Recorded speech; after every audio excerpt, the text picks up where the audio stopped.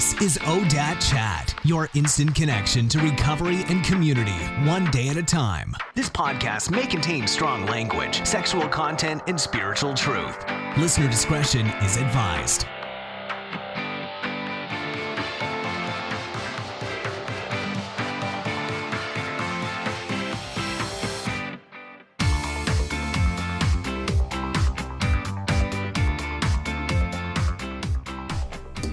So Joy, thank you so much for joining me on the podcast today. Thank you for inviting me to be here. I've been very excited about it. Yeah, so this is a new series. We're doing a little series called Meditations with Joy. So we'll do a short discussion and then end the podcast so that the following podcast will be a guided meditation. So that's the intent. But before we get started, I thought maybe you could just give us a little background on who you are and what you do. I would love to. And before that, I just want to say a big hello and welcome to all of the listeners who we know are joining us in the United States and globally, which is really exciting. Yeah, 20 countries were being downloaded. It's amazing. Yeah. And I especially want to welcome anybody who's new to recovery and hope that you hear something today that will help you to feel a sense of connection and belonging, and that you just keep coming back and keep seeking, because I know for me, I had to seek for a very long time down a lot of different roads before I found a road in recovery, and was able to get sober and stay sober. So I'm very grateful to have 8 years of recovery from alcoholism.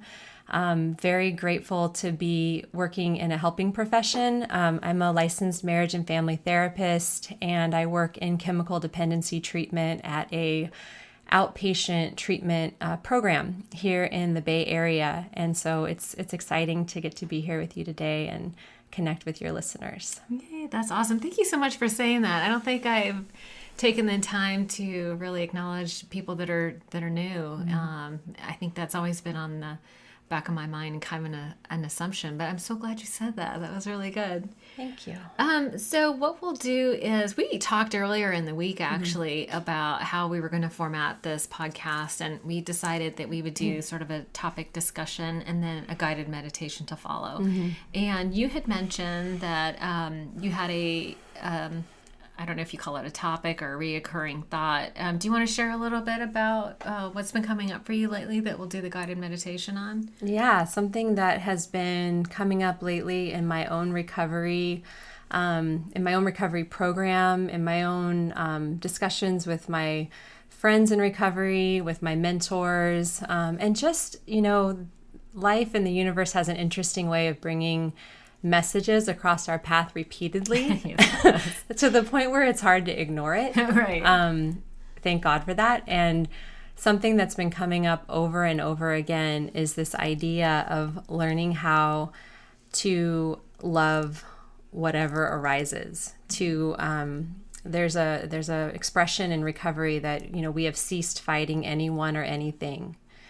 And when are we not in some sort of a fight, whether it's big or small, with what's happening in our life, whether it's a feeling that comes up, a conversation we're having with a loved one that we wish were going in a different direction. Maybe we didn't get the promotion we wanted at work or didn't get the accolades we wanted. Or maybe we've just been having a struggle, like a struggle with addiction or depression, anxiety, and we're in a battle with it. Right. And so what would be the difference between battling something and getting curious about what's going on and treating it as something that has arisen not to harm us, not that's against us, but something that maybe is for us. Right. That it's for us to learn and to grow. And then we develop a whole new relationship with our experience. And what if everything that's happening is exactly the way it's supposed to be in this moment? Matt Kahn, a spiritual teacher, talks a lot about loving whatever arises. And Byron Katie, another teacher that I really appreciate her work, talks about love what is. Very similar messages, spirituality, it's all recycled wisdom. Yeah, absolutely. So, I hope we can explore a little bit about that. What does it mean to learn how to accept myself as I am in this moment, accept others as they are in this moment, just for this moment. Right. And see what happens with that.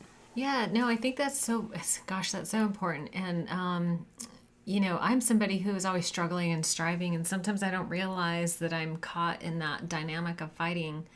I'm ambitious, I'm, striving for things. And it's really hard for me to be present, in the struggling and the striving. And I think I'm trying to do God's will, right? And I pray to be led that, that I do God's will, but then I'm not present. Like my head is constantly, I didn't realize, especially after our conversation Wednesday when you came to visit me and we were talking about this, I had, up to that point, that week, I had just really been burning the candle at both ends. And I didn't even realize until we talked that I was spending the majority of my time future tripping. How am I going to get this to happen? And I didn't even recognize that I was fighting what is. I was trying to create something. And so I struggle between being present and being grateful for what I have right now and creating something different, right? I get confused as to, where am I supposed to be? It's like, am I creatively visualizing all the time? Or I don't know.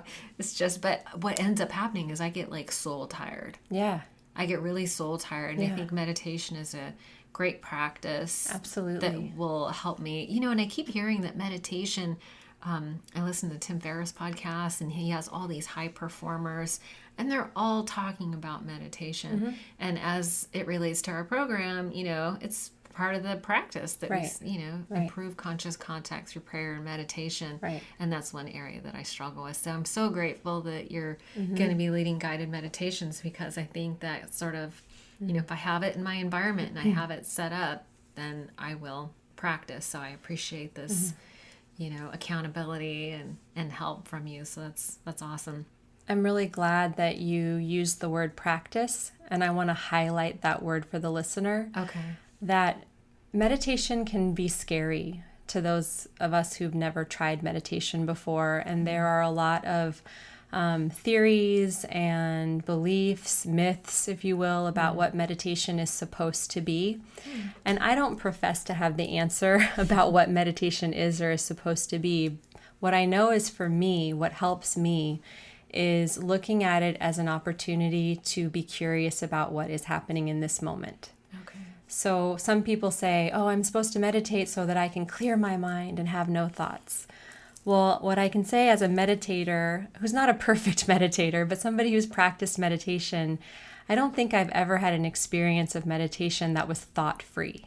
Right. So I just want to dispel that for any listener who says, oh man, there's just no point in me sitting down because I'm never going to be able to have a clear mind without any thoughts. The job of the mind is to think.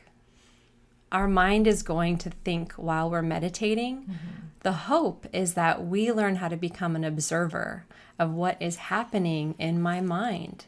Because a lot of times our mind is just rattling off thoughts almost like a batting cage, like baseballs in a batting cage, just rapid fire baseballs. Yeah. And we're just struggling to keep up with them. And what we don't realize is sometimes we've grabbed onto a thought, we've automatically assumed without even thinking that it's the truth, and we're off and running, And a concept that's been up for me lately is, what does it mean to be in delusion? What does it mean to not be able to separate the true from the false? And a lot of this is about exploring, what am I thinking, and asking the question. I don't control my thoughts. They just come up. I don't wake up in the morning and order anxious thoughts, but they happen. Yeah. So if I can listen to my thought and I can ask myself, oh, that's interesting, and not judge it and not say it's wrong, but just, okay, interesting. And then ask myself, well, is that true? And do I absolutely know that that's the truth? Maybe it is true. Maybe it's not. These are just questions we ask, kind of like trying it on. And maybe it is true. And if it is true for us in that moment, then we can ask another question, which is this thought helpful? Does this thought contribute to my serenity? Or is it bringing up a lot of fear, worry, resentment, pain of some sort emotionally? And if it is, I might want to consider if trying on a new perspective might bring me more peace. So are my thoughts true? Am I operating out of delusion or am I operating out of reality? And part of learning how to operate in reality is that whatever is happening in this moment, this is the ultimate reality. This moment is what's happening. And we have this belief that we can go somewhere else or be something different and then it will be all okay. Right. And so we're always chasing our tail. But if we learn how to be with what is and allow what is, we no longer have to fight reality and we get to have this friendlier relationship with our moment by moment experience. So the invitation is just to let yourself practice and just keep coming back. Right. If it didn't go so great, keep coming back, because guess what? It's going to be different next time. Right. Doesn't mean it'll be better, but it'll be different. Sometimes it'll feel better, sometimes it'll feel harder. Right. But keep coming back. Okay. No, I love that. It really takes the pressure off, right? Because there is that idea, I have to do this right. Right. And there is no right. There is no right. There is no right. It's just a practice. You know, if anybody out there has ever done any sort of exercise, whether it's yoga, oh my gosh, or Pilates. I just started Pilates recently and they tried to get me into a plank.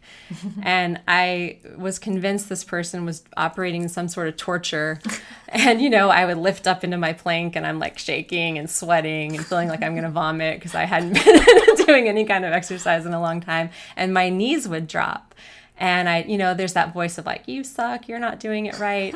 And then there's this other voice that's like, just keep coming back. Just pick your knees back up as long as you can, and then, maybe you need to drop them again, but just that gentle, encouragement. That encouragement.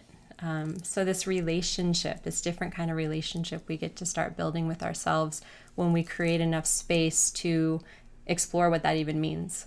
Right. So my hope is that these guided meditations give us a chance to just explore what it's like to be with our moment by moment experience with a new sort of attitude or a new intention. A new intention. I really like that. Yeah. Because it's funny. It's like I'm so goal oriented. It's just how my brain is wired. I'm thinking, okay, so we'll meditate and then I'll be able to get what I want. Is my brain going to work better? Yeah, or maybe we'll get to find that our brain's already working perfectly well right now. Okay. Because what you're describing, I fall into that too. I've always, as long as I can remember, had this belief that when this happens, when X, Y, or Z happens, then I'm going to be okay. Right. Then I'm going to be happy. Then I'm going to be, at peace. Then I'm going to whatever that, desired outcome is. I think that when I find the right job, the right amount of money, the right man, the right friend, the right, dress size, whatever it happens to be, then I'm going to be good enough.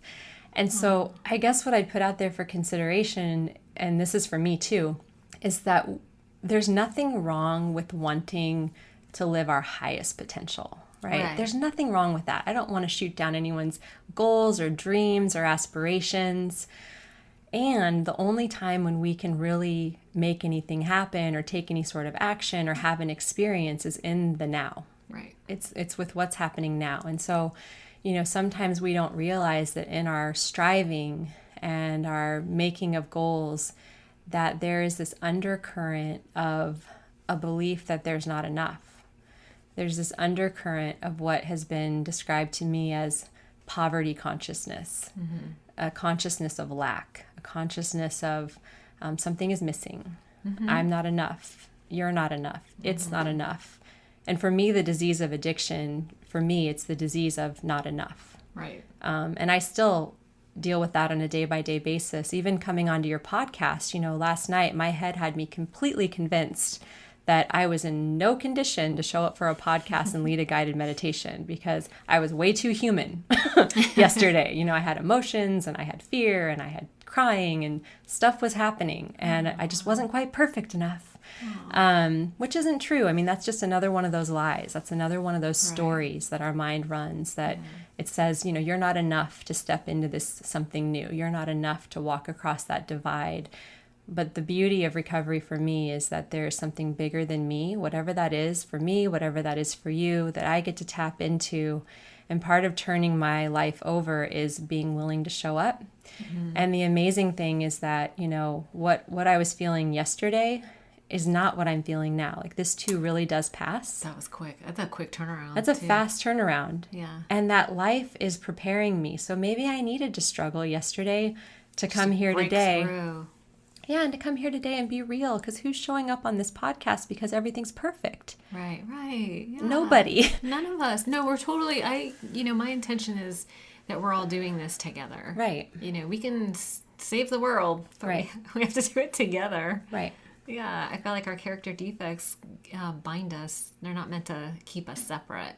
Exactly. Yeah, and I was going to ask you how you felt about the idea of using a meditation to create the feelings that you want to feel, like giving yourself space to, because listen, this is going down that road of I want to create an experience, right? And I'm thinking, I want to feel the feelings of being successful in my career. And so I've heard from I've been listening to Gabby Bernstein's The Universe Has Your Back.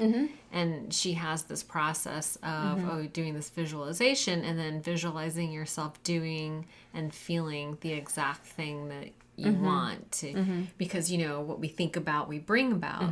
And so I don't know if there seems to be, is there a conflict, do you think, between accepting what is and then using a meditation or a visualization to allow yourself time to feel feelings? Or do you think there's space to do both? Or what do you think? I think that's a really important question. What I'm hearing is two different and very valid tools, right? That neither one is right or wrong. Okay. In my opinion. No, that's and good. A lot of people will have different opinions. The way that I tend to practice meditation, and this is just for me, and I like visualization too, so don't get me wrong. I love making vision boards. I was going to say, you have the vision boards and the absolutely soul collaging. And right, I love all that. I love working with images. I love working with any kind of an intuitive practice. For me, though, my process, because I can be very willful and very much like, I want it this way, I try to, even in my practice of vision boarding, allow myself to be very much driven by what arises, not a preconceived idea of what I want. Oh, I love that. So I try to tune into my higher power and pray for this space for what life wants to breathe through me. Oh, that's so good. Like, what am I a channel for right now? And what are we co-creating? Me and life, me and God, me and whatever you conceive of that, the universe, whatever. What are we co-creating? Like, whoo, that's exciting. Yeah. And let's see what happens. So I just love what I love. And this is the thing, just love what you love, put it on a board, and then it talks back to you. These images come together in this way that we never could have envisioned on our own, and they have a story, and sometimes that story unfolds over time, and we just get to be in relationship with it and be curious and see what happens, and really cool things do happen. So I do believe in that. I also I have my things have come out around manifesting, and I think that manifesting is a beautiful thing, and I think we're all creative beings, and that we have the ability to co-create with life, and that we're here to play and co-create with life. And have fun and explore. And I think also sometimes we have to be mindful of that intentionality behind it. Am I trying to willfully strive and force an outcome that I think is best for me because I think I know what's best for me? Or am I in a space of, thy will, not mine be done? Right. Am I in a space of this or something greater? Am I in a space of, please bring forward that which is of the highest interest and good for me and all life everywhere? I love that. So having that intention, and also being mindful of, am I coming from a place of falling into that so common trap that I fall into too, of it'll be better when. Yeah. Rather than this will be fun too. Because it's fun right now. Like everything's cool right now if I can get into that flow and seeing what's beautiful. I just have to shift my perspective to see what's beautiful. I just have to look out the window and look at a tree and a hummingbird or a flower, or pet my puppy or whatever it happens to be, to see that there's beauty in this moment. And that beauty is like a seed that just wants to be watered and continue to grow and flower. So awesome. That's what I need more of. Because I don't have any problems with visualizing the manifesting thing. I do struggle with letting all that go and being happy right here, right now for what already is. Don't we all? Don't we all? Really? And so I guess to come back to the original question of, is this one right or is that one right? The visualization or the meditation. Yes, and, yes, like, and. Both. They're both great. The meditation for me is about practicing loving what is. Okay. It's about learning how to be in the presence of what, maybe it's different than loving, because loving can give this impression that I'm supposed to like everything that's happening. And I don't in any way want to say that you're supposed to be happy with and like everything that's happening. Okay. It's more, how do I learn how to allow what's happening to happen, to witness it, to hold space for it, and to bring compassion. Okay. Not fight it. Right. If my pain is coming up because it needs to come up. Right. And it's kind of like a child, right? Like if a child comes, we've all had experiences with children. They're very good at letting us know what they want. If only we could be more like children. And maybe a child has just painted a beautiful picture. And they come, into your office. Mommy, I want to show you my picture, but you're busy on your computer doing your checklist, getting things done. And this is an inconvenience. Well, what does the child keep doing? They keep tugging and mommy. They keep nagging. They're persistent. So what if I made a conscious choice to shift my full presence to this child, look at the picture, really look, take it in, look at the colors, look at the images, let her know or him know that I see this. I see you. I see you and you're beautiful. And the child's like, cool. And then they go off and do their next thing. And then you get to get back to your checklist. Right. And I wonder if the things that are coming up in us are kind of like that. They just want our full attention and presence. They want to be seen. They want to be honored. They want to be witnessed. And when we allow, what we resist persists, right? And you have to feel it to heal it. So if I allow myself my experience with that compassion and presence, I'm giving it permission to find its way through, to bubble up and bubble out. Right. And then see what bubbles up next. And then have curiosity and compassion and interest for what comes up next. And, and we do it imperfectly. And just like we do in recovery, we just keep coming back. We just try to keep coming back to where our feet are. We try to keep coming back to what is. We keep coming back to our breath. We just keep practicing, hopefully cultivating a non-judgmental attitude about how it's happening. Oh, so good. Okay, so that'll be the I hate to say it, that'll be the goal. And